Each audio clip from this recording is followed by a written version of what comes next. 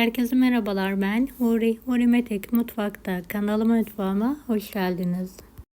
Sizler için kerevizle iki farklı meze tarifi hazırlıyorum. Tarifimizi, kerevizlerimizi soyarak hemen başlayalım.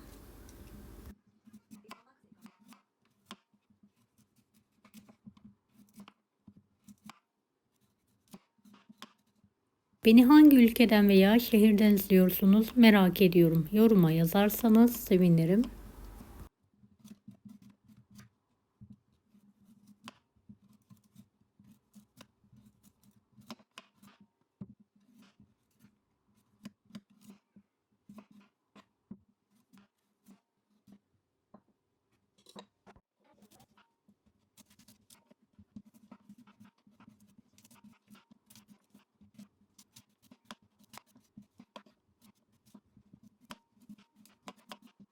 Kerevizlerimi soydum ve yıkadım.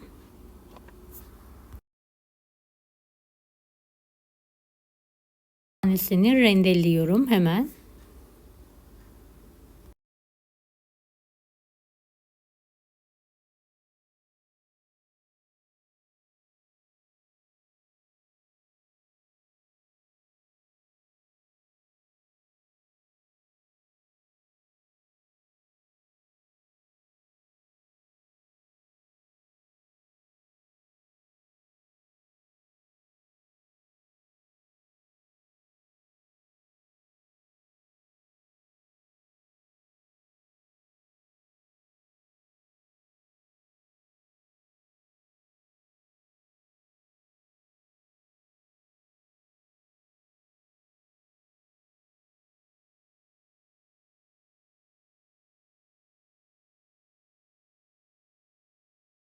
Geniş bir tavanın içine aldım.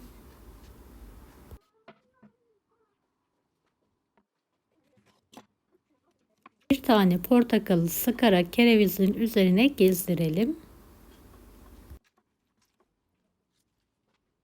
Zeytinyağı gezdirelim. Kerevizimizi pişirmeye bırakalım. Diğer mezemiz için 4 adet kuru soğanı piyazlık olacak şekilde doğruyorum.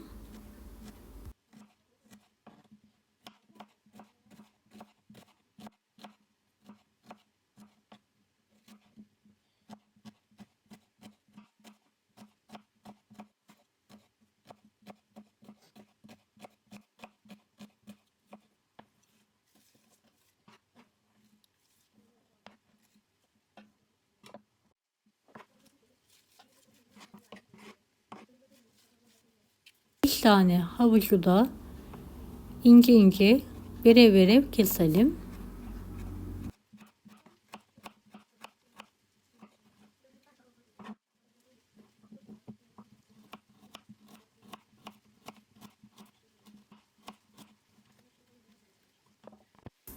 Evet, kerevizimizi küçük küpler halinde doğrayalım.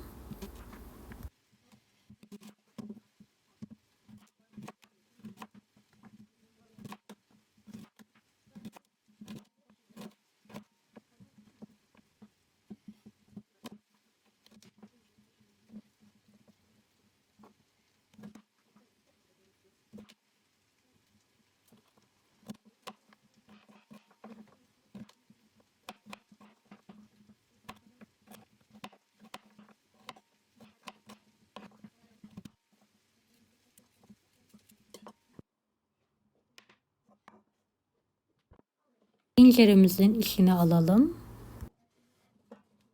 Limonu ve portakalı sıkarak üzerine gezdirelim.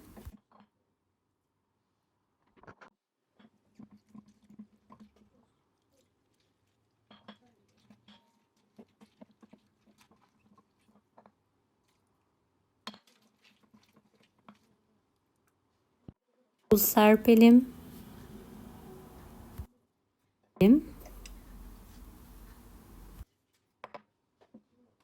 Zeytinyağı gezdirerek yemeğimizi pişirmeye bırakalım.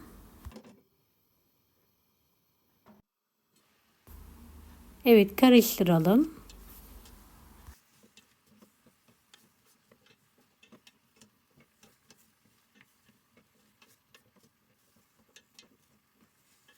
yumuşayana kadar pişirmeye devam edelim. Tuttuğumuz kerevizin üzerine 2 diş sarımsağı ince ince doğruyorum.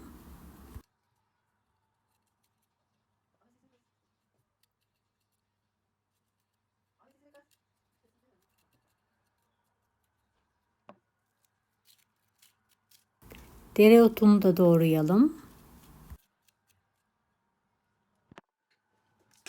Sıkalım.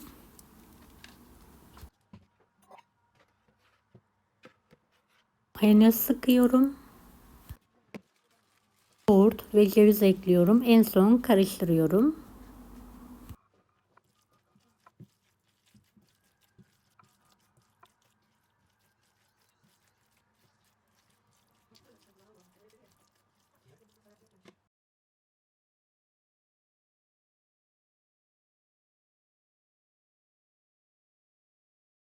Evet, mezemizi servis tabağına alalım.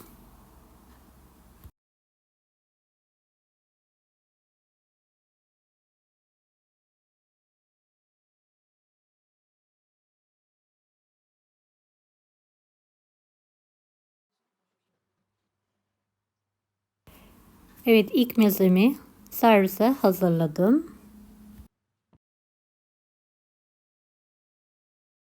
İkinci mezemi de servis tabağına alıyorum. Ve ikramı hazır. Afiyet olsun. Beğeni ve yorum yapmayı unutmayınız. Allah'a emanet olun. Hoşça kalın.